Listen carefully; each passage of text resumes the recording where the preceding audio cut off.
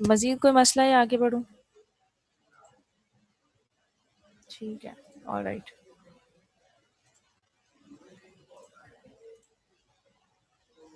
No problem.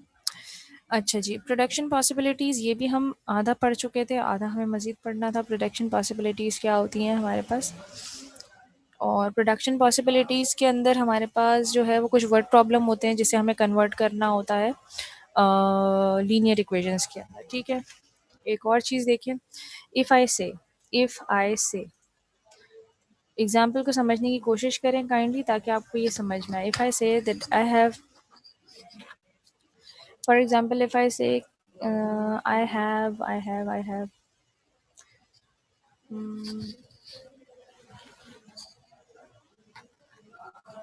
for example, if I say I have a total of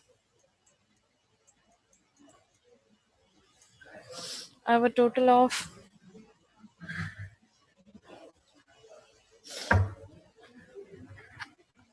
I have a total of 5 meter yard jeans. ठीक है, मेरे पास 5 metre yards है jeans के। ठीक, अब मैं आपसे ये कहती हूँ दैट 5 मीटर, अच्छा 5 नहीं 15 मीटर्स कर देते हैं इसको। मेरे पास ना टोटल 15 मीटर्स यार्ड है जीन्स के। अब मैं आपसे कहती हूँ कि मुझे जो है वो इससे ना दो चीज़ें बनानी है। एक मुझे जो है वो बनानी है जीन्स बनानी है, और दूसरा मुझे इससे बनाना है अपर। ठीक, अगर मैं कहती हूँ कि जीन्स बनाने में मुझे 3 मीटर ऑफ यार्ड्स लगते हैं और मुझे शर्ट बनाने में 2 मीटर्स ऑफ यार्ड लगते हैं, तो बताइए मैं टोटल कितनी बना सकती हूँ, मैक्सिमम कितनी बना सकती हूँ? या अगर मैं इसके साथ आपको कुछ प्रॉफिट का भी मार्जिन रख दूँ कि भाई इस वाले को बनाने में मुझे इतना प्रॉफिट हो रहा है, उस वाले को बनाने में उतना प्रॉफिट हो रहा है, तो बताएं मैं कितना बना सकती हूँ? या मैं आपसे ये कहूँ कि मैं भाई 3 जीन्स बना रही हूँ, तो अब बताएं मैं शर्ट्स कितनी बना सकती हूँ? इस तरह से जो ये वाले सवाल होते हैं, इनको सॉल्व करने के लिए हम क्या करेंगे, हम कंसीडर करते हैं कि जब हमारे पास टोटल 15 मीटर्स यार्ड है, तो हम कंसीडर कर लेते हैं दो वेरिएबल्स, कि हम एक्स को ले लेते हैं एज ए जीन्स, ठीक है, वाई को ले लेते हैं एज अ शर्ट। एक्स को ले लेते हैं एज ए जीन्स और वाई को ले लेते हैं एज ए शर्ट। अब टोटल हमारे पास क्या है, वो है टोटल हमारे पास है 15। एक्स को बनाने में, मतलब जीन्स को बनाने में कितना लग रहा है, 3 मीटर लग रहा है, और शर्ट को बनाने में कितना लग रहा है, 2 मीटर लग रहा है। ठीक, अब इसकी इक्वेशन किस तरीके से फॉर्म की जाएगी? इसकी इक्वेशन इस तरीके से फॉर्म की जाएगी कि आपने लिखा कि 3x plus 2y equals to 15। अच्छा, अब ये आपने कैसे लिखा? अब मैंने आपसे क्या कहा कि मैं कितनी जीन्स बना सकती हूँ। अगर मैं एक जीन्स बना रही हूँ तो जाहिर सी बात है 3 मीटर कपड़ा लग जाएगा, दो जीन्स बना रही है तो 6 मीटर लग जाएगा, तीन जीन्स बना रही है तो 9 मीटर लग जाएगा। इसी तरह जो बाकी रिमेनिंग बचेंगे उसको किस तरीके से अकोमोडेट करेंगे, वो हमने देखना है। ठीक है, वो हमने देखना है कि हम किस तरीके से अकोमोडेट करेंगे। अगर मैं दो जीन्स बनाती हूँ तो 6, ठीक है ना। अच्छा, यहाँ पे एक काम करते हैं, बल्कि इसको 2 की बजाय जो है ना 1 कर लेते हैं, मतलब 1 मीटर लग रहा है शर्ट को बनाने में, 1 मीटर लग रहा है। तो यहाँ पे भी क्या आएगा, 1y, बल्कि हम लिखेंगे नहीं, खाली y आ जाएगा सारी। ठीक, 1y आ जाएगा।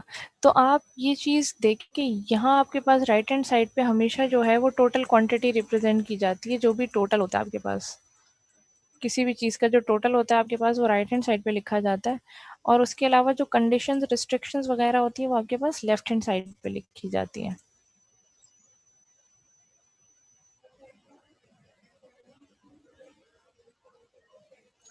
जी, मिल जाएगी रिकॉर्डिंग, कोई इशू नहीं है।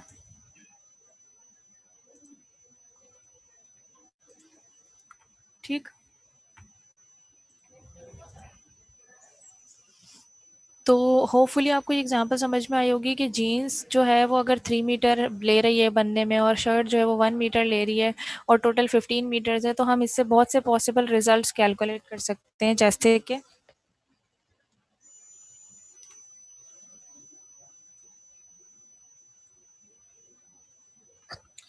आपके पास जो है वो मैंने कुछ ड्राइव लिंक्स डाल दिए, यूआरएल डाल दिए हैं, और उन यूआरएल्स को अगर आप एक्सेस करेंगे तो आपको मटेरियल मिल जाएगा, क्लास मटेरियल मिल जाएगा, और साथ में जो ये वीडियो अभी मैं बना रही हूँ तो मैं कोशिश करूँगी कि इसको आज ही अपलोड कर दूँ ताकि आप लोग इसे देख लें, और अगर किसी का लेक्चर मिस हुआ है तो वो भी इसे इंश्योर कर ले कि उसने ये लेक्चर लिया है। अलबत्ता अटेंडेंस उन्हीं की मार्क होगी जो क्लास के अंदर मौजूद हैं। There are 39 students right now और उन्हीं की अटेंडेंस मार्क होगी। ठीक है। अच्छा जी, यहाँ पर आ जाए 3x plus 1y equals to 15। अब 3x plus 1y equals to 15, यहाँ से हम बहुत से पॉसिबल रिजल्ट्स ले सकते हैं। ये हमें बता रहा है 3 मीटर कपड़ा लग रहा है पैंट को बनाने, जीन्स को बनाने में, और ये बता रहा है कि 1 मीटर कपड़ा लग रहा है शर्ट को बनाने में।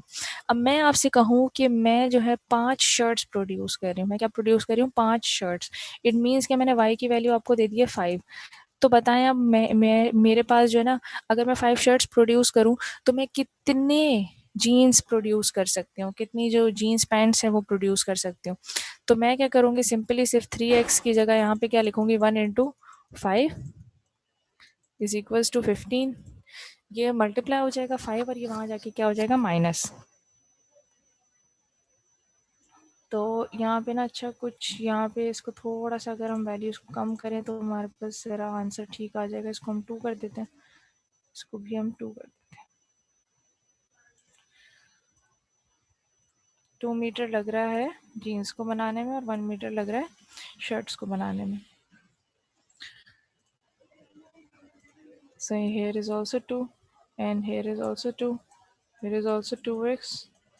ये वहाँ पे माइनस हो जाएगा, 15 माइनस 5 बचेगा क्या, 10।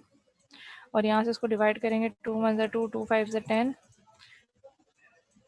तो x की वैल्यू क्या आ जाएगी, 5। इट मीन कि अगर मैं 5 शर्ट्स प्रोड्यूस करती हूँ तो मैं 5 ही पैंट्स प्रोड्यूस कर सकती हूँ, कोई मसले वाली बात नहीं है। और अगर हम लॉजिकली देखें तो हमारे पास अगर हम हाफ पैंट्स बना रहे हैं तो जाहिर सी बात है जो पैंट्स है उसका भी हाफ कपड़ा लग रहा है शर्ट्स में। ठीक है। तो यहाँ पर हमारे पास ये इस तरीके से वर्ड प्रॉब्लम्स को इवैल्यूएट करने में काम देती है। अगर मैं ये कहूँ कि भाई मैं एक भी यूनिट नहीं बनाऊंगी, किसका, मैं एक भी जीन्स नहीं बना रही, तो कितनी शर्टें बनेंगी, 15 शर्ट्स बनेंगी। अगर मैं आपसे कहूँ कि भाई मैं एक भी शर्ट नहीं बना रही, मुझे बताएं जीन्स कितनी बनेगी, तो 15 डिवाइडेड बाई 2 जीन्स बनेंगी। ठीक। लेकिन उसके अंदर क्या होगा, आपके पास कुछ ना कुछ बच रहा होगा, क्योंकि अगर मैं 15 को 2 से डिवाइड करती हूँ तो आंसर क्या आएगा, 17.5 7.5। और 7.5 जो है वो बन नहीं सकती जीन्स, क्योंकि क्या मतलब आधी बनेगी जीन्स। तो 7 जीन्स बन सकती हैं, 0.5 जो है वो आपके पास एक एक्सेस कपड़ा बच जाएगा। तो होपफुली एग्जाम्पल आपको समझ में आई होगी। क्लियर है? मैं अभी ये जो मैंने एग्जाम्पल समझाई है ना, इसके क्वेश्चन आंसर सेशन के लिए मैं आपका जो है ना माइक अनम्यूट कर रही हूँ, ताकि आप लोग मुझे बता सकें कि हाँ भाई आप लोगों की समझ में आ गई है या नहीं आई है।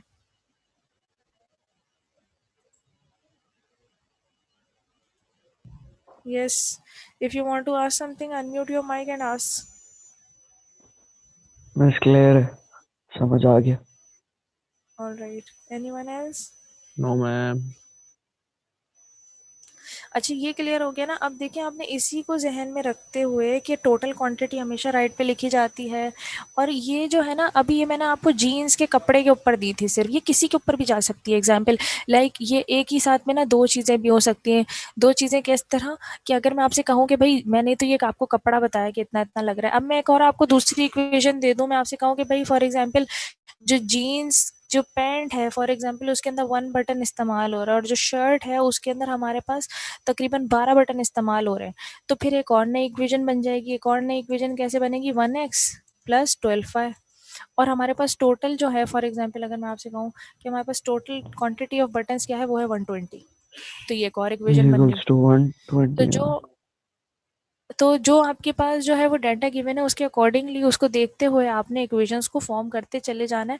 बस आपको ये पता होना चाहिए जो सिलेक्शन ऑफ वेरिएबल्स है, ये जो सिलेक्शन ऑफ वेरिएबल्स है कि आप कौन से जो है अपनी कौन सी चीज़ को जो है क्या वेरिएबल असाइन कर रहे हैं, या उसकी क्वांटिटी को क्या वेरिएबल असाइन करने हैं, दैट इज़ नेसेसरी कि आप उसको जो है वो ध्यान से सेलेक्ट करें कि what will be Y, what will be x.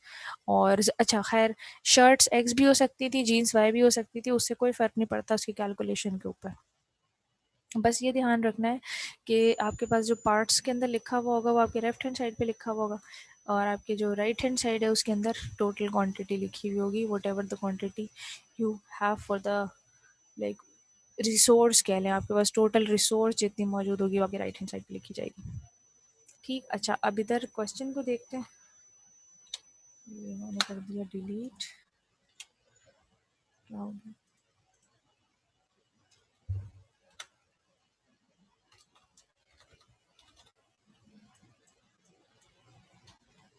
ठीक, अच्छा अब यहाँ पे आ जाते हैं प्रोडक्शन कॉस्ट के ऊपर। अब इस क्वेश्चन को गौर से पढ़ते हैं। इसकी जो इक्वेशन बनी हुई है ना वो नेक्स्ट पेज पे बनी हुई है, लेकिन हम इसको यहीं से पढ़ के इसकी इक्वेशन बनाने की कोशिश करेंगे। ठीक है, a company manufactures two different products. एक कंपनी है वो दो डिफरेंट प्रोडक्ट्स बना रही है।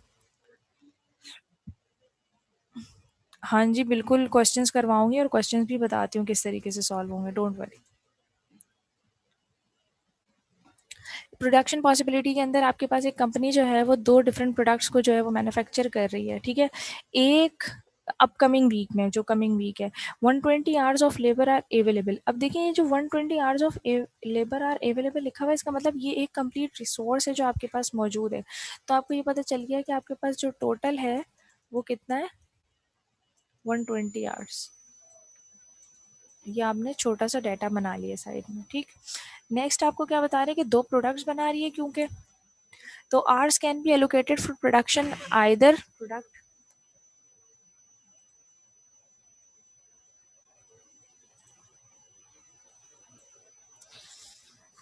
अच्छा, work hours can be allocated for production of either product in addition since the both products generate a good profit। कह रहे हैं कि भाई जो वर्किंग आवर्स है ना 120, वो किसी प्रोडक्ट को दी जा सकती है, ए को भी दी जा सकती है, बी को भी दी जा सकती है। वो इसलिए क्योंकि वो एक अच्छा प्रॉफिट जनरेट करके दे रही है मैनेजमेंट को।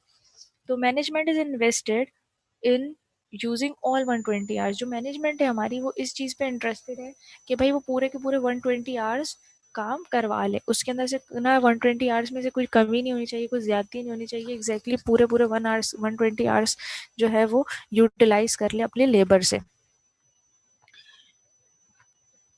नेक्स्ट उन्होंने आपको क्या बताया, इन अच्छा management is using all of each unit produced of product A requires 3 hours. अब देखिए यहाँ पर आपको डाटा दिया जा रहा है प्रोडक्ट ए का और प्रोडक्ट बी का। अब यहाँ पे आप जो है अपना वेरिएबल इनिशियलाइज करेंगे कि आपने प्रोडक्ट ए को क्या वेरिएबल देना है, प्रोडक्ट बी को क्या वेरिएबल देना है। अब प्रोडक्ट ए को हम वेरिएबल दे देते हैं X, X is denoted to product A. ठीक है, वाई हम दे देते हैं प्रोडक्ट बी को।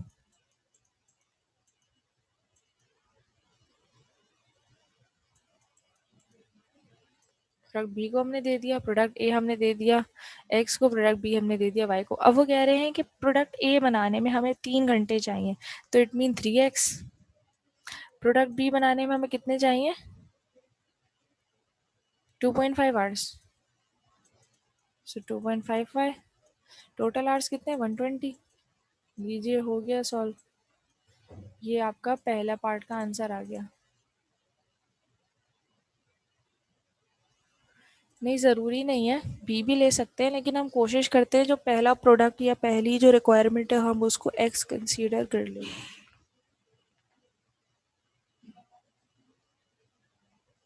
उससे आसानी हो जाती है, ज़रा हमें पता होता है। जैसे प्रोडक्ट ए है तो उसको एक्स ले लिया, बी है तो वाई ले लिया। अब जब ए बोलेंगे तो याद आ जाएगा कि भाई एक्स की बात हो रही है, बी बोलेंगे तो याद आ जाएगा भाई वाई की बात हो रही है। तो सिर्फ अपनी मेमोराइजेशन के लिए हम इस तरह से करते हैं, वरना इट इज़ नॉट नेसेसरी। अगर आपके पास प्रोडक्ट ए है तो आप उसको ए ही लिख दें, ए। ठीक है, 3a लिख दें, 2.5 बी लिख दें। इस तरह से भी वेरिएबल तो कुछ भी हो सकता है। ठीक, अच्छा अब पहला आपके पास जो क्वेश्चन कहा जा रहा है वो कह रहा है define an equation which states that total work are used for producing X units of product A and Y units of product B equals to 120। अब देखिए तफाकन इन्होंने यहाँ लिख ही दिया है कि X units of product A and Y units of product B. तो अब आप इसके अलावा कोई और वेरिएबल यूज़ नहीं कर सकते, आपने एक्स और वाई ही यूज़ करना है। तो आपने लिख दिया 3x + 2.5y = 120। ये आपका हो गया पहले पार्ट का आंसर। आपने इक्वेशन बनानी थी, आपने इक्वेशन बना ली। अब देखिए सेकंड पार्ट में आपसे क्या पूछ रहे हैं, how many units of product A, how many units of product ए। अब आपके दिमाग में ना फौरन ये आना चाहिए कि प्रोडक्ट ए की बात हो रही है, तो प्रोडक्ट ए से जुड़ा वेरिएबल कौन सा है? प्रोडक्ट ए से जो जुड़ा वेरिएबल है वो है x. So state that the total work hours used for producing X units of product A and Y units of product B equal 120। कह रहे हैं कि sorry, A can be produced if 30 units of product B are produced। कह रहे हैं कि कितने units A के बनेंगे। सेम वही क्वेश्चन आ गया जो मैंने आपको इससे पहले करके दिखाया था कि A के कितने यूनिट्स बनेंगे अगर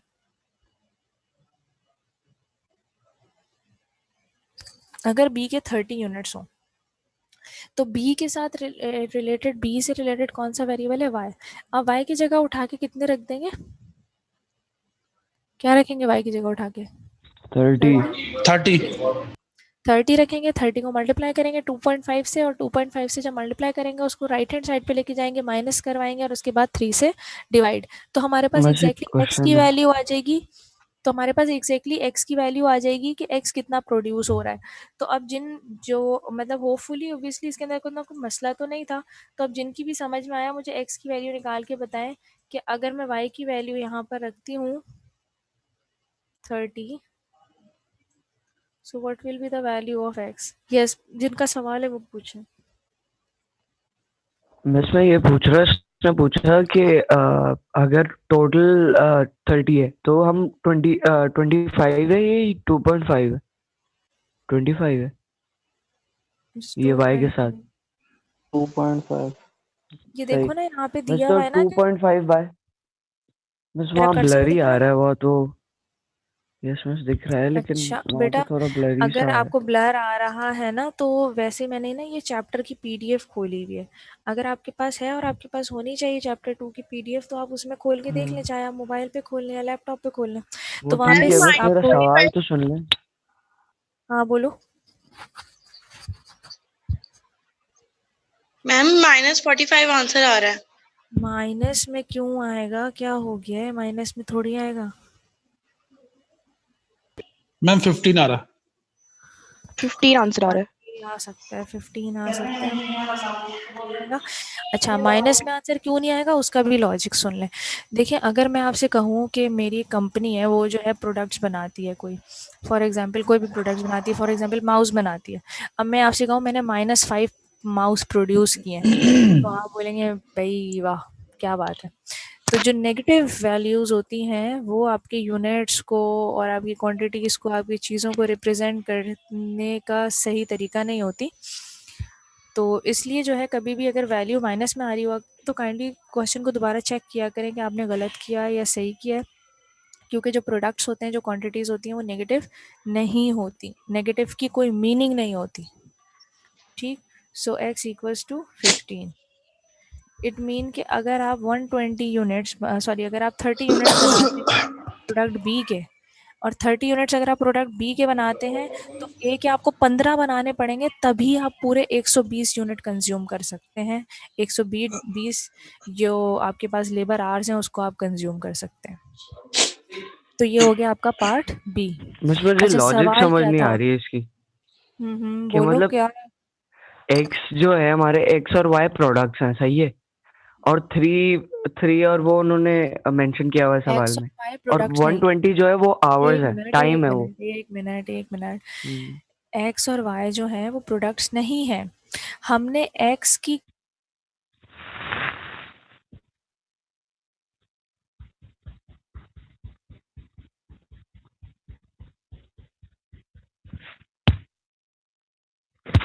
तो तो 9 घंटे, इस तरह से आवर्स बढ़ते चले जाएंगे। तो ये नंबर ऑफ आवर्स, एक्चुअली मैंने क्वांटिटी को जो है वो चेंज किया, कि क्वांटिटी तो चेंजेबल है ना, मेरी मर्जी है, मैं 1 बनाऊँ, 2 बनाऊँ, 3 बनाऊँ, 4 बनाऊँ, मेरी मर्जी।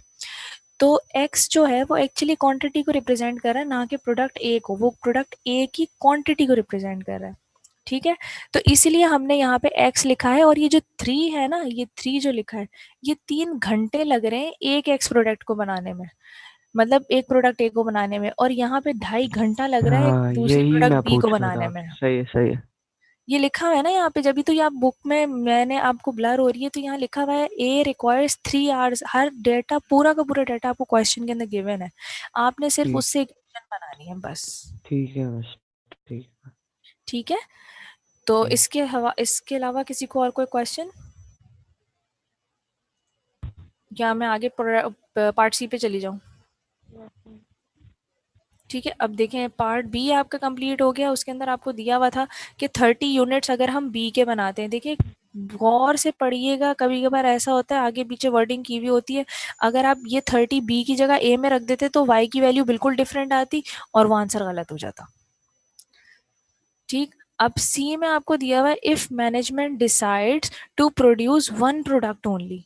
अगर जो मैनेजमेंट है, हम जो मैन्युफैक्चरर की मैनेजमेंट है, मैन्युफैक्चरिंग कंपनी की, वो ये डिसाइड करती है कि उसने सिर्फ एक प्रोडक्ट बनानी है, तो what is the maximum quantity can be produced of product A, product the maximum product B. अब थोड़ा सा खुद ज़रा दिमाग लगाएं, मुझे बताएं कि आप ऐसी कौन सी कंडीशन यूज़ करेंगे कि आपको ये पता चले कि आप मैक्सिमम ए की कितनी प्रोडक्ट बना सकते हैं और मैक्सिमम बी की कितनी प्रोडक्ट बना सकते हैं। कि अगर आप ए प्रोड्यूस कर रहे हैं तो बी कर ही नहीं रहे, और बी प्रोड्यूस कर रहे हैं तो ए कर ही नहीं रहे। तो क्या कंडीशन ऐसी बनेगी, आपको ऐसा क्या करना पड़ेगा कि आपके पास आपको ये पता चल जाए कि 120 आवर्स में अगर मैं सिर्फ प्रोडक्ट ए बनवा रहा हूँ तो कितनी बनेंगी, और अगर सिर्फ प्रोडक्ट बी बनवा रहा हूँ बस तो कितनी एक्स या बनेंगी। वाई की जगह 0 लगा दें, ऐसा हो सकता है? एक प्रोडक्ट बिल्कुल वेरी गुड, एक्सेलेंट। ऐसे ही करेंगे जब आप पार्ट सी करने लगेंगे। तो पार्ट सी के लिए आप जब आपको मैक्सिमम निकालना होगा, मैक्सिमम ऑफ प्रोडक्ट ए निकालना है आपको, मैक्सिमम ऑफ प्रोडक्ट ए निकालना है, तो आप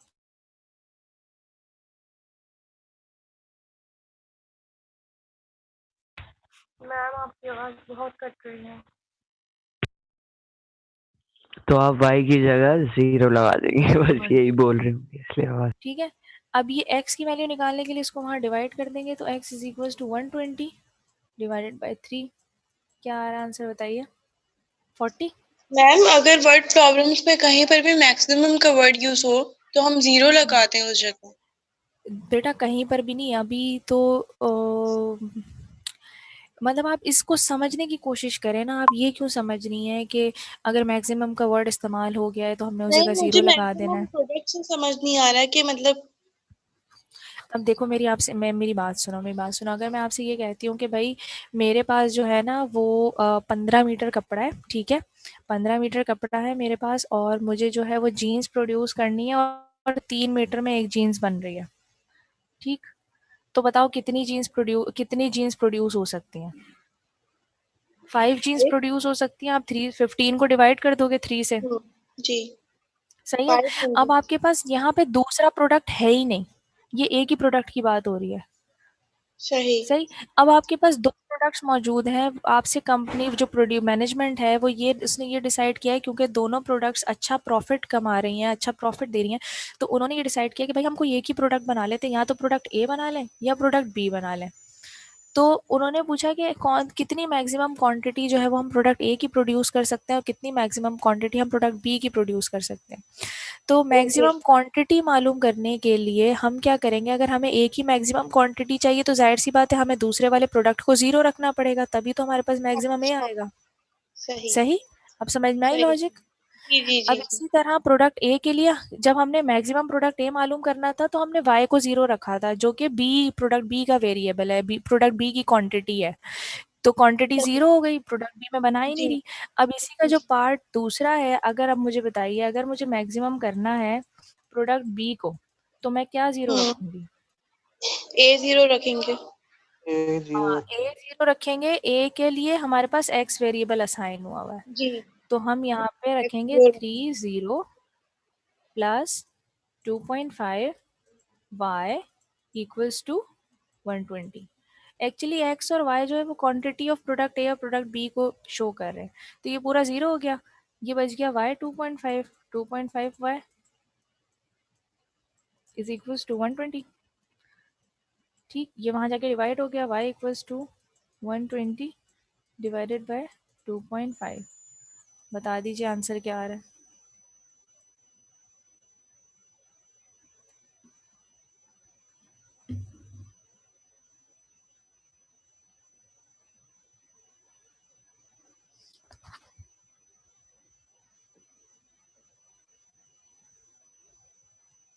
48 आ रहे हैं मैम, 48। 48, ऑलराइट, सो 48। 48। तो अब हम इस जो ये हमने कैलकुलेशन की है, तो हम इससे ये कह सकते हैं कि अगर हम प्रोडक्ट बी प्रोड्यूस नहीं कर रहे तो प्रोडक्ट ए के 40 यूनिट्स बनेंगे। अगर हम प्रोडक्ट ए नहीं बना रहे, सिर्फ प्रोडक्ट बी बना रहे हैं, तो प्रोडक्ट बी के 48 यूनिट्स 48। बनेंगे। तो इसके ऊपर हम एक कंक्लूजन कर सकते हैं कि अगर फॉर एग्जांपल मैं आपसे कहूँ कि मुझे प्रोडक्ट ए बनाने पे भी जो है वो 10 रुपये का प्रॉफिट हो रहा है, प्रोडक्ट बी बनाने पे भी 10 रुपये का प्रॉफिट हो रहा है, तो मैं ये कोशिश करूंगी कि मैं सिर्फ प्रोडक्ट बी बनाऊं। क्यों? क्योंकि प्रोडक्ट बी की क्वांटिटी ज़्यादा बन रही है, 48 क्वांटिटी ज्यादा क्वांटिटी है। बन रही है, तो प्रॉफिट मेरा ज़्यादा हो गया। मतलब 4000, अगर मैं इसको मल्टीप्लाई करती हूँ 10 से तो 480 हो गया। लेकिन अगर मैं सिर्फ बेवकूफ़ों की तरह प्रोडक्ट ए बनाती हूँ, बी नहीं बनाती, तो फिर मुझे सिर्फ 400, लाइक मुझे 80 लेस वो जो है प्रॉफिट होगा। सिर्फ 400 का प्रॉफिट होगा और यहाँ पे मुझे 480 का प्रॉफिट हो रहा है। तो इस तरह से मतलब ये इनिशियली हमने एक लीनियर इक्वेशन जनरेट किया और उस लीनियर इक्वेशन से देखे हमने कितने दो अच्छे से कंक्लूजन्स निकाल लिए कि हमें प्रोडक्ट ए बनानी चाहिए या प्रोडक्ट बी बनानी चाहिए। तो समझ में आई बात सारी यहाँ पे जो भी हो रही थी? जो हमने तीन यस मिस। इसके वो पढ़े हैं, जो हमने तीन इसके पार्ट्स पढ़े हैं, वो तीनों पार्ट्स अच्छे से समझ में आ गए कि इक्वेशन कैसे बनानी है। और फिर अगर उस इक्वेशन के अंदर कोई एक आपको एक्स या वाई की वैल्यू दे दी है तो दूसरी कैसे निकालनी है। और तीसरे में अगर आपसे ये पूछ लिया कि अगर एक्स मैक्सिमम चाहिए, वाई मैक्सिमम चाहिए, तो क्या करना है। एक्स मैक्सिमम चाहिए तो वाई को 0 रख दें, वाई मैक्सिमम चाहिए तो एक्स को 0 रख दें।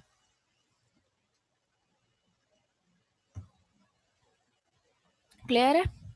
अच्छा, 1 मिनट रह गया है और ये मीटिंग एंड होने वाली है। अब मुझे बताएं कि आधा घंटा मज़ीद क्लास लेके 3 बजे और मैं 2:30 बजे ऑफ कर दूं या फिर ब्रेक दे दूं बीच में और उसके बाद ऑफ करूं क्लास। मिस ऑफ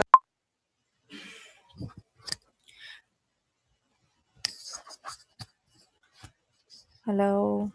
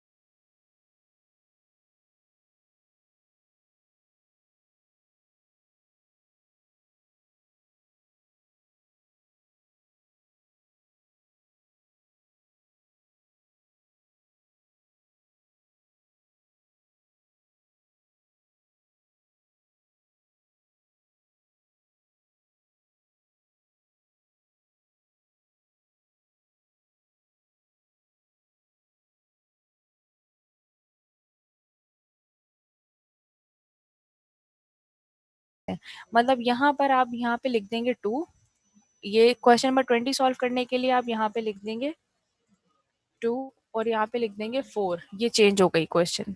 ठीक से सॉल्व करना है, मतलब कि जब ये निकालेंगे आप 15 किस तरीके से निकालेंगे, ये मैक्सिमम x निकालेंगे, मैक्सिमम y निकालेंगे, सारा पूरा क्वेश्चन आपने एज इट इज करना है। 21 के अंदर देखें, 21 के अंदर क्या आ रहा है। 21 के अंदर आपको दिया हुआ है given the equation 4x1 minus 2x2 plus 6x cube. अच्छा क्यूब नहीं है, सॉरी 3, पावर नहीं लगी हुई ऊपर, सबस्क्रिप्ट में लिखा हुआ है। जब सबस्क्रिप्ट में लिखा हुआ होता है इट मीन कि वो डिफरेंट वेरिएबल है। लाइक जैसे कि ऐसे लिखा होता है ना x1 x2 x3, ये हैं तो सारे x ही लेकिन डिफरेंट x हैं, मतलब ये अलग है, ये अलग है, ये अलग है, इनके सबस्क्रिप्ट में लिखा हुआ है। क्योंकि अगर ऊपर लिखा हुआ होता तो वही इसकी पावर बन जाती, बट यहाँ पर ये पावर नहीं है। क्वेश्चन नंबर 21 में पूछ क्या रहे हैं हमसे, मैं आपको ये क्वेश्चन यहाँ पे करके दिखा रही हूँ, उसके बाद मैं एक एग्जाम्पल कराऊंगी तो होपफुली आपको ये आगे के जो पार्ट्स हैं वो क्लियर हो जाएंगे। आपके पास दिया हुआ है कि given equation is 4x1, given equation is 4x1 minus 2x square, गौर से समझिएगा, plus 6x3 sorry equals to 0। ठीक है, ये आपको क्वेश्चन दिया हुआ है। अब नीचे देखें पूछ क्या रहे हैं, उस पूछने के हिसाब से आपने चीज़ों को करना है। पहला पूछ रहे हैं आपसे what value satisfy the equation when x1 equals to 2 x3 equals to 1। Satisfy करने का क्या मतलब होता है, सेटिस्फाई करने का ये मतलब होता है कि दोनों साइड्स बराबर हो जाएं, या तो 0 हो जाए या कोई और नंबर हो जाए, लेकिन बराबर हो जाए तो इट मीन कि वो इक्वेशन सेटिस्फाइड है। अब ये कह रहे हैं कि अगर आपके पास जो ऊपर इक्वेशन दी हुई है उसमें से x2 की वैल्यू क्या हो, मैं पार्ट ए सॉल्व कर रही हूँ। पार्ट ए सॉल्व करने के लिए वो कह रहे हैं कि अगर x1 की वैल्यू आपके पास 2 हो और x3 की वैल्यू आपके पास 1 हो तो क्या पेयर ऑफ वैल्यूज बनेंगी जो कि आपकी गिवन इक्वेशन को सेटिस्फाई कर देंगी। तो बहुत आसान है, x1 की जगह उठा के x1 की वैल्यू रखें, x3 की जगह उठा के x3 की वैल्यू रखें, देखें क्या बनता है। तो 4 2 माइनस 2x2 प्लस 6 और यहाँ आ गया 1 इज इक्वल्स टू 0। सॉल्व कर लेते हैं। 4 into 2 is 8, 8 plus 6 is 14 minus 2x2, ये 14 को उस तरफ ले जाते हैं तो क्या हो जाएगा -14, so 2x2 minus 2x2 is equals to -14।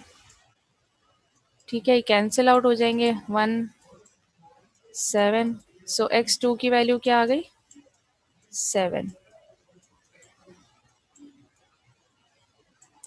तो ये हमें क्या शो करता है कि अगर मैं x1 की वैल्यू रखूं 2, x3 की वैल्यू रखूं 1 और x2 की वैल्यू रखूं 7 तो मेरी इक्वेशन जो है वो 0 के बराबर हो जाएगी। रख के देख लेते हैं। 4 into 2 is 8 minus 2 into 7 is 14 plus 6 plus 8 is 14 and 14 minus 14 is equals to 0। हो गई इक्वेशन सॉल्व। तो यहाँ पे हम ये कहेंगे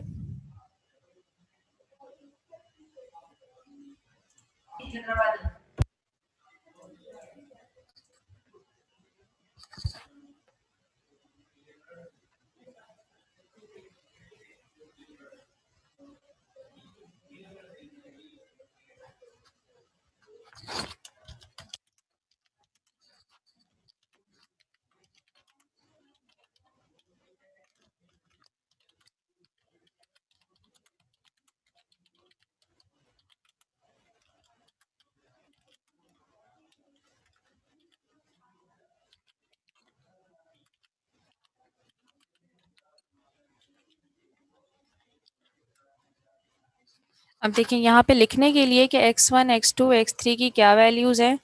तो x1 x2 की वैल्यू, तो x1 की हमें वैल्यू ऊपर दी हुई थी, x1 की वैल्यू क्या है हमारे पास 2।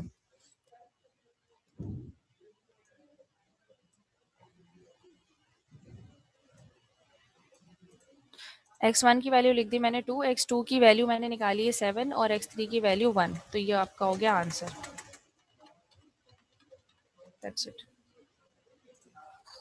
The pair of values which satisfy the equation is x1, x2, x3 equals to 2, 7, 1.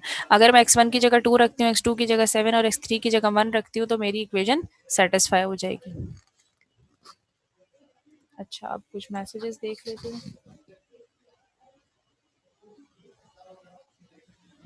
समी, क्या मसला हो गया है? आप लेट आए क्लास में या क्या इशू है?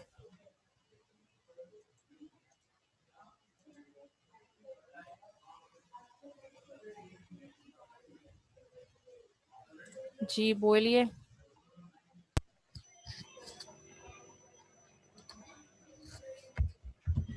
हेलो समी, आवाज़ आ रही है?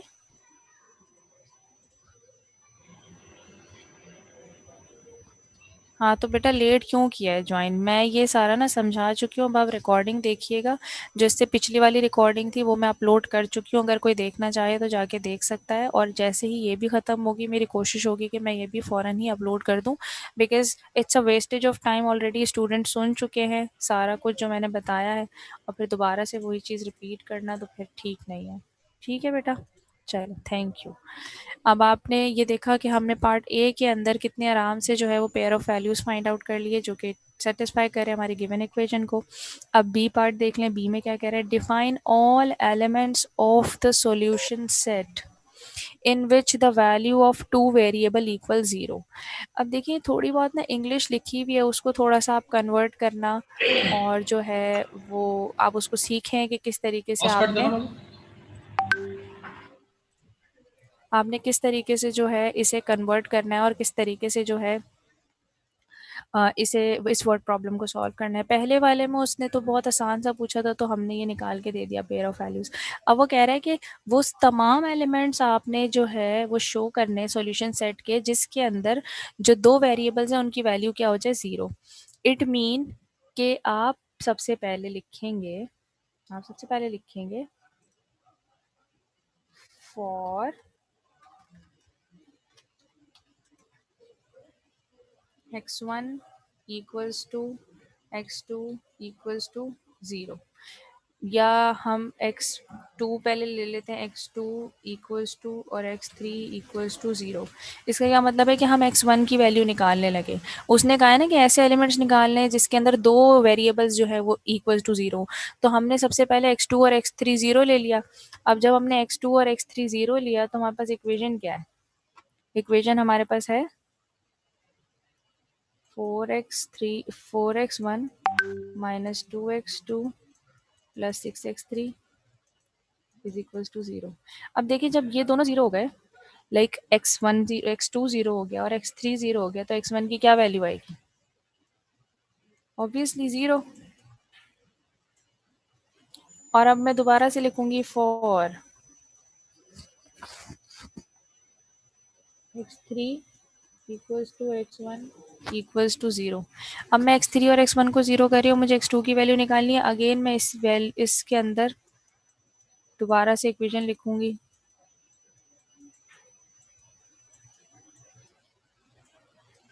ठीक, अगेन अगर मैं यहाँ पर x3 की जगह 0 रखती हूँ, x1 की जगह 0 रखती हूँ, तो बचेगा क्या? -2 x2. तो -2 जब वहाँ जाके 0 से डिवाइड होगा तो कुछ भी नहीं बचेगा, मतलब x2 की वैल्यू भी क्या आ रही होगी? 0. फिर अगेन नाउ फॉर, अब रखूंगी मैं x1 और x2 दोनों 0 के बराबर. अब जब मैं इन दोनों को 0 के बराबर रखूंगी तो डेफिनेटली जब मैं ये इक्वेशन यहाँ पे दोबारा से लिखूंगी और इसको लिखने के बाद मैं इसके अंदर वैल्यूज इंसर्ट करूंगी तो मेरे पास x3 की वैल्यू भी क्या आएगी? 0. तो ये आपके सेकंड बी पार्ट के आंसर्स हो गए कि अगर आप कोई भी दो वेरिएबल्स को इक्वल टू 0 रखते हैं तो आपके पास तीसरे वेरिएबल की भी वैल्यू क्या आ रही है? 0. उसकी वजह ये है कि आपके पास कोई कांस्टेंट नंबर मौजूद नहीं है इक्वेशन के अंदर. तमाम के तमाम नंबर्स के साथ x लगा हुआ है और आपके पास इक्वेशन में राइट हैंड साइड पे भी 0 है. तो जो भी कोफिशिएंट आपके पास बच रहा होता है वो वहाँ 0 से मल्टीप्लाई डिवाइड होने के बाद ख़त्म हो जाता है.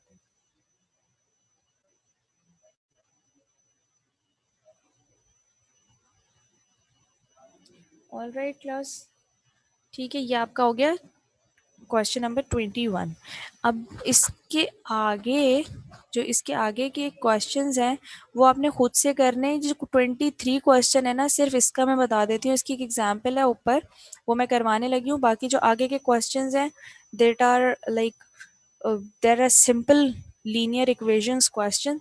आप उसको देख लें, अगर कोई समझ में ना आए ग्रुप पे डिस्कस कर लें, ग्रुप पे डिस्कस ना आए मुझे टीम पर भेज दें, टीम पर मुझसे कोऑर्डिनेट कर सकते हैं आप लोग, टीम पे मुझे मैसेज कर सकते हैं या टीम पे मुझे सेंड कर सकते हैं दिखाने के लिए कि आपके साथ जो भी मसले मसाइल हो रहे हैं टीम के अंदर और क्वेश्चन सॉल्व करते वक्त तब। अच्छा चलें, हम भी ऐसा करते हैं कि ये वाला क्वेश्चन हो गया। एक एग्जांपल बस देख लें छोटी सी, आप उसको घर पे देख लीजिएगा। मैं सिर्फ बताना चाह रही हूँ कि किस तरीके से उसको सॉल्व करना है। एक एग्जांपल नंबर 4 लास्ट एग्जांपल है।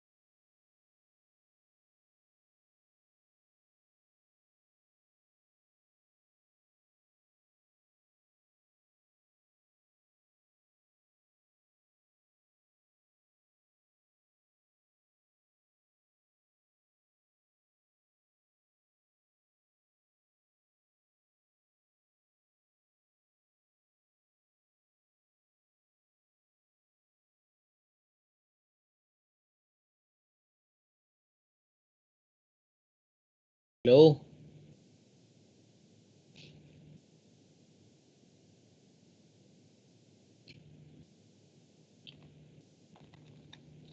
हेलो। हेलो। जी सर, सब टाइटल अलग देने, वीडियो अलग देनी है, साउंड अलग देना है। हाँ, थोड़ा सा डिफरेंस है और ऑब्वियसली ये थोड़ी पुरानी फिल्म भी है तो इसकी वजह से भी है, थोड़े से टेक्निकल इश्यूज हैं। हर चीज़ अलग अलग है इसके अंदर। एक और मेरे पास है फिल्म, एक मिनट, अभी थोड़ा थोड़ा ब्रीफ देख लें उसकी भी।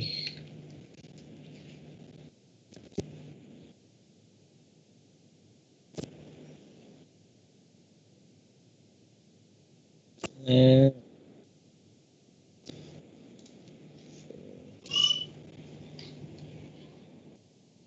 एक मिनट, मैं चाह रहा हूँ मैं आप लोगों को ना उसमें दिखाऊँ, यूट्यूब में, उसमें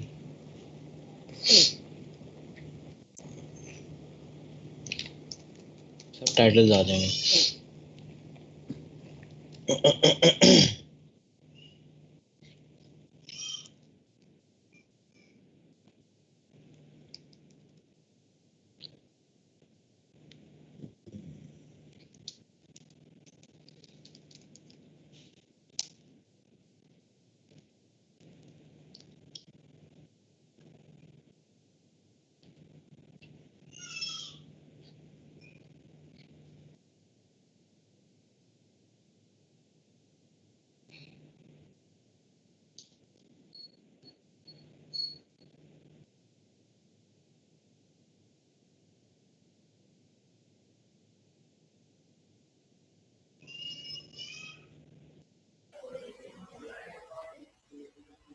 अच्छा ठीक है, क्या मसला हो गया है?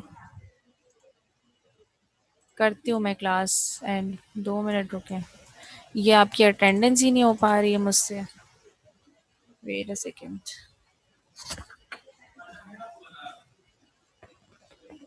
एनी वन ऑफ यू कौन लेगा भाई, कौन कोई अटेंडेंस ले, और अटेंडेंस लेकर जो है ना स्क्रीनशॉट ले ले अटेंडेंस का। Hamza, Hamza Wali, Hamza Wali and Iraj Nadeem, kindly take. मेरी स्क्रीन स्टक हो गई है, पता नहीं क्या मसला हुआ है।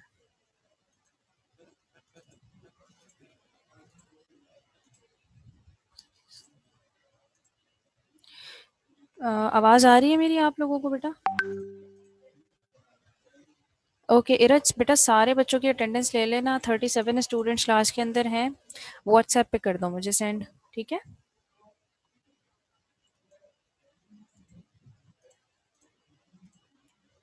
और हमजा आप भी ले लें ताकि चलें। अगर इरज आपने ले लिए तो बस ठीक है, हो ही गया होगा। सही है। अच्छा बल्कि एक काम करें, जो फर्स्ट स्लॉट के स्टूडेंट्स हैं ना, kindly raise your hands. Slot 1 student raise your hand.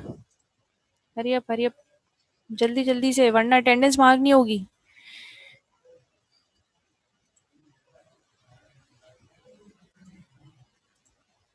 Slot 1 students raise your hand kindly.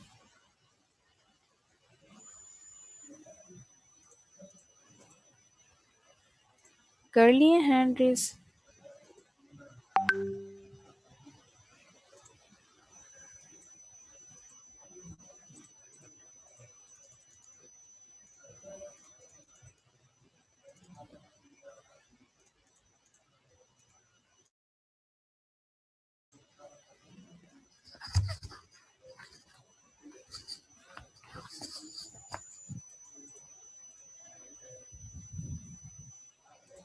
ठीक है, अब जो फर्स्ट स्लॉट के स्टूडेंट्स जिन्होंने हैंड रेज किया, इरज आपको दिख रहे होंगे। तो बेटा अब आप जो है ना वो अटेंडेंस वो दोबारा से एक बार स्क्रीनशॉट ले लें, ताकि मुझे जो है ना वो आइडेंटिफाई करने में आसानी हो जाए जब मैं वहाँ अटेंडेंस ले रही हूँ तो।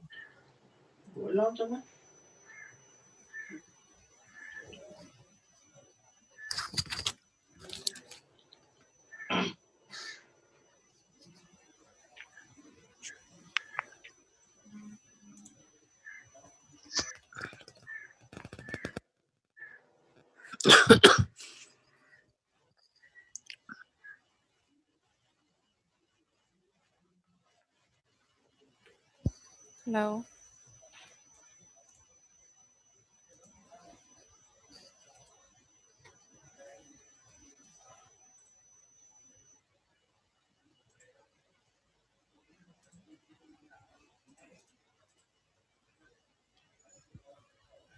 हैंड रेज किए हुए मुझे दिख नहीं रहे।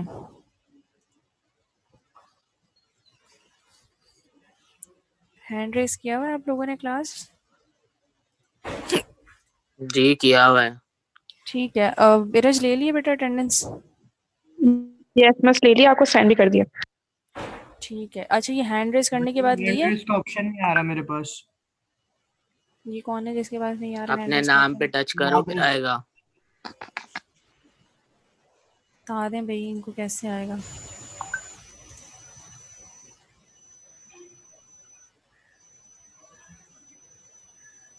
अभी ओनली फर्स्ट स्लॉट वाले में मैम का है ना हैंड रेस। जी जी, से फर्स्ट स्लॉट वाले हैंड रेज कर लें तो मुझे पता चल जाएगा कि जिन्होंने हैंड रेज किया वो फर्स्ट स्लॉट वाले हैं, जिन्होंने नहीं किया वो सेकंड स्लॉट वाले हैं।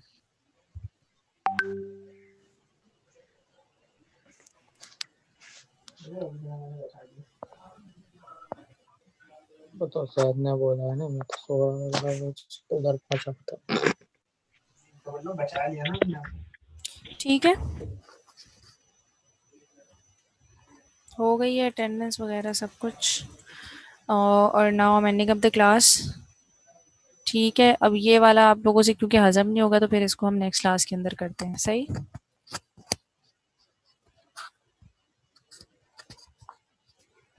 मैम नेक्स्ट क्लास सैटरडे को ही होगी ना। होपफुली सैटरडे को ही होगी, या हो सकता है कोई एक आध बीच में मेकअप हो जाए जो आपकी पहले मिस हुई थी उसकी पीएसएल की वजह से। Okay ma'am. ठीक है, होगी तो मैं इन्फॉर्म कर दूंगी और सर इम्तियाज इन्फॉर्म कर देंगे हम। ठीक,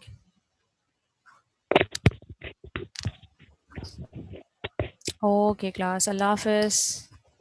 मतलब यहाँ पर आप यहाँ पे लिख देंगे 2 ये क्वेश्चन नंबर 20 सॉल्व करने के लिए आप यहाँ पे लिख देंगे 2 और यहाँ पे लिख देंगे 4। ये चेंज हो गई क्वेश्चन, ठीक है। सॉल्व करना है मतलब कि जब ये निकालेंगे आप 15 किस तरीके से निकालेंगे, ये मैक्सिमम x निकालेंगे, मैक्सिमम y निकालेंगे, सारा पूरा क्वेश्चन आपने एज इट इज करना है। 21 के अंदर देखें, 21 के अंदर क्या आ रहा है। 21 के अंदर आपको दिया हुआ है given the equation 4x1 minus 2x2 plus 6x cube. अच्छा क्यूब नहीं है, सॉरी 3, पावर नहीं लगी हुई ऊपर, सबस्क्रिप्ट में लिखा हुआ है। जब सबस्क्रिप्ट में लिखा होता है इट मीन कि वो डिफरेंट वेरिएबल है।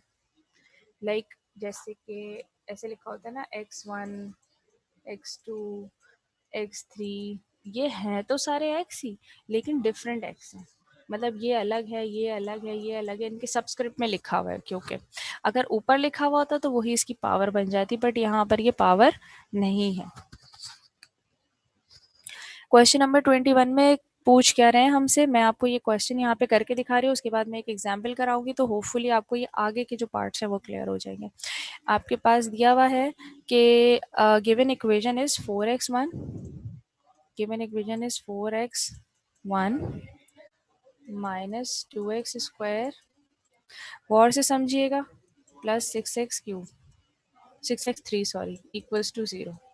ठीक है, ये आपको क्वेश्चन दिया हुआ है। अब नीचे देखें पूछ क्या रहे हैं, उस पूछने के हिसाब से आपने चीज़ों को करना है। पहला पूछ रहे हैं आपसे what value satisfy the equation when x1 equals to 2 x3 equals to 1। Satisfy करने का क्या मतलब होता है, सेटिस्फाई करने का ये मतलब होता है कि दोनों साइड्स बराबर हो जाएं, या तो 0 हो जाए या कोई और नंबर हो जाए, लेकिन बराबर हो जाए तो इट मीन कि वो इक्वेशन सेटिस्फाइड है। अब ये कह रहे हैं कि अगर आपके पास जो ऊपर इक्वेशन दी हुई है उसमें से x2 की वैल्यू क्या हो, मैं पार्ट ए सॉल्व कर रही हूँ। पार्ट ए सॉल्व करने के लिए वो कह रहे हैं कि अगर x1 की वैल्यू आपके पास 2 हो और x3 की वैल्यू आपके पास 1 हो तो क्या पेयर ऑफ वैल्यूज बनेंगी जो कि आपकी गिवन इक्वेशन को सेटिस्फाई कर देंगी। तो बहुत आसान है, x1 की जगह उठा के x1 की वैल्यू रखें, x3 की जगह उठा के x3 की वैल्यू रखें, देखें क्या बनता है। तो 4 2 माइनस 2x2 प्लस 6 और यहाँ आ गया 1 इज इक्वल टू 0। सॉल्व कर लेते हैं। 4 into 2 is 8, 8 plus 6 is 14 minus 2x2, ये 14 को उस तरफ ले जाते हैं तो क्या हो जाएगा -14। So 2x2 minus 2x2 is equal to -14। ठीक है, ये कैंसिल आउट हो जाएंगे, 1 7। सो x2 की वैल्यू क्या आ गई 7। तो ये हमें क्या शो करता है कि अगर मैं x1 की वैल्यू रखूं 2, x3 की वैल्यू रखूं 1 और x2 की वैल्यू रखूं 7 तो मेरी इक्वेशन जो है वो 0 के बराबर हो जाएगी। रख के देख लेते हैं। 4 into 2 is 8 minus 2 into 7 is 14 plus 6 plus 8 is 14 in 14 minus 14 is equal to 0। हो गई इक्वेशन सॉल्व। तो यहाँ पे हम ये कहेंगे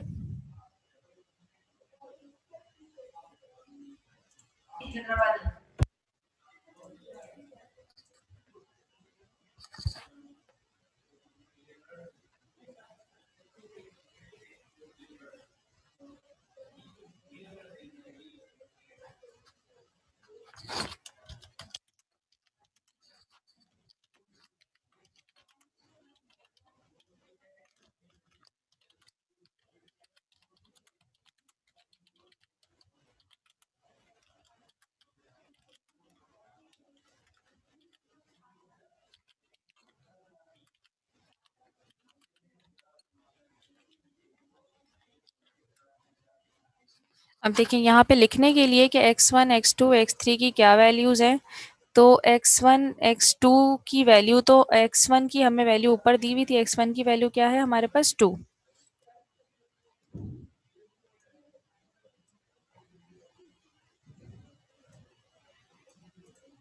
x1 की वैल्यू लिख दी मैंने 2, x2 की वैल्यू मैंने निकाली है 7 और x3 की वैल्यू 1। तो ये आपका हो गया answer. That's it. The pair of values which satisfy the equation is x1, x2, x3 equals to 2, 7, 1. अगर मैं x1 की जगह 2 रखती हूँ, x2 की जगह 7 और x3 की जगह 1 रखती हूँ तो मेरी इक्वेशन सेटिस्फाई हो जाएगी. अच्छा, अब कुछ मैसेजेस देख लेते हैं. समी, क्या मसला हो गया है? आप लेट आए क्लास में या क्या इशू है?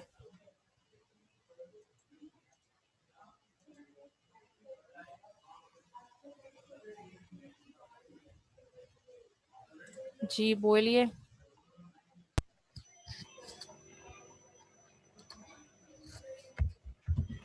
हेलो समी, आवाज़ आ रही है?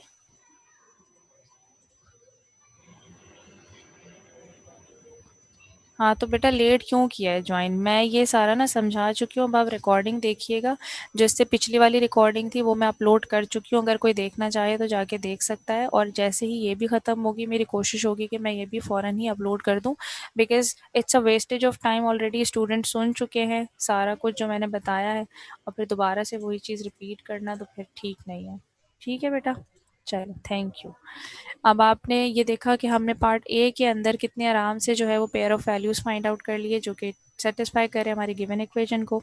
अब बी पार्ट देख लें. बी में क्या कह रहा है? Define all elements of the solution set in which the value of two variable equal 0.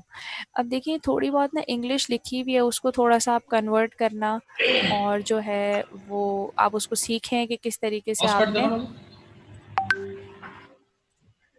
आपने किस तरीके से जो है इसे कन्वर्ट करना है और किस तरीके से जो है इसे इस वर्ड प्रॉब्लम को सॉल्व करना है. पहले वाले में उसने तो बहुत आसान सा पूछा था तो हमने ये निकाल के दे दिया पेयर ऑफ वैल्यूज़. अब वो कह रहा है कि वो तमाम एलिमेंट्स आपने जो है वो शो करने सॉल्यूशन सेट के जिसके अंदर जो दो वेरिएबल्स हैं उनकी वैल्यू क्या हो जाए? 0. इट मीन कि आप सबसे पहले लिखेंगे for x1 equals to x2 equals to 0, या हम x2 पहले ले लेते हैं. x2 equals to और x3 equals to 0. इसका क्या मतलब है कि हम x1 की वैल्यू निकालने लगे. उसने कहा है ना कि ऐसे एलिमेंट्स निकालने हैं जिसके अंदर दो वेरिएबल्स जो है वो इक्वल टू 0. तो हमने सबसे पहले x2 और x3 0 ले लिया. अब जब हमने x2 और x3 0 लिया तो हमारे पास इक्वेशन क्या है? इक्वेशन हमारे पास है 4x1 minus 2x2 plus 6x3 is equals to 0. अब देखिए जब ये दोनों 0 हो गए, लाइक x2 0 हो गया और x3 0 हो गया, तो x1 की क्या वैल्यू आएगी? ऑब्वियसली 0. और अब मैं दोबारा से लिखूंगी for x3 equals to x1 equals to 0. अब मैं x3 और x1 को 0 कर रही हूँ, मुझे x2 की वैल्यू निकालनी है. अगेन मैं इसके अंदर दोबारा से इक्वेशन लिखूंगी.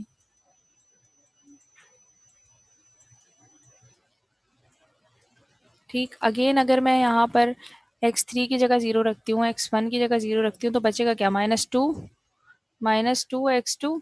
तो -2 जब वहाँ जाके 0 से डिवाइड होगा तो कुछ भी नहीं बचेगा, मतलब x2 की वैल्यू भी क्या आ रही होगी? 0. फिर अगेन नाउ फॉर, अब रखूँगी मैं x1 और x2 दोनों 0 के बराबर. अब जब मैं इन दोनों को 0 के बराबर रखूँगी तो डेफिनेटली जब मैं ये इक्वेशन यहाँ पे दोबारा से लिखूँगी और इसको लिखने के बाद मैं इसके अंदर वैल्यूज़ इंसर्ट करूँगी तो मेरे पास x3 की वैल्यू भी क्या आएगी? 0. तो ये आपके सेकंड बी पार्ट के आंसर्स हो गए कि अगर आप कोई भी दो वेरिएबल्स को इक्वल टू 0 रखते हैं तो आपके पास तीसरे वेरिएबल की भी वैल्यू क्या आ रही है? 0. उसकी वजह ये है कि आपके पास कोई कांस्टेंट नंबर मौजूद नहीं है इक्वेशन के अंदर. तमाम के तमाम नंबर्स के साथ x लगा हुआ है और आपके पास इक्वेशन में राइट हैंड साइड पे भी 0 है. तो जो भी कोफिशिएंट आपके पास बच रहा होता है वो वहाँ 0 से मल्टीप्लाई डिवाइड होने के बाद ख़त्म हो जाता है.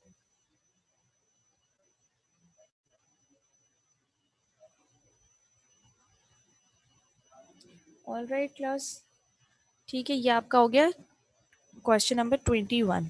अब इसके आगे के क्वेश्चंस हैं वो आपने खुद से करने हैं। जो 23 क्वेश्चन है ना, सिर्फ इसका मैं बता देती हूँ, इसकी एक एग्जांपल है ऊपर, वो मैं करवाने लगी हूँ। बाकी जो आगे के क्वेश्चंस हैं that are like there are simple linear equations question. आप उसको देख लें, अगर कोई समझ में ना आए ग्रुप पे डिस्कस कर लें, ग्रुप पे डिस्कस ना आए मुझे टीम पर भेज दें, टीम पर मुझसे कोऑर्डिनेट कर सकते हैं आप लोग, टीम पे मुझे मैसेज कर सकते हैं या टीम पे मुझे सेंड कर सकते हैं दिखाने के लिए कि आपके साथ जो भी मसले मसाइल हो रहे हैं टीम के अंदर और क्वेश्चन सॉल्व करते वक्त तब।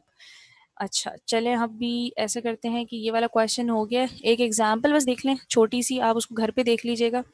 मैं सिर्फ बताना चाह रही हूँ कि किस तरीके से उसको सॉल्व करना है। एक एग्जांपल नंबर 4 लास्ट एग्जांपल है।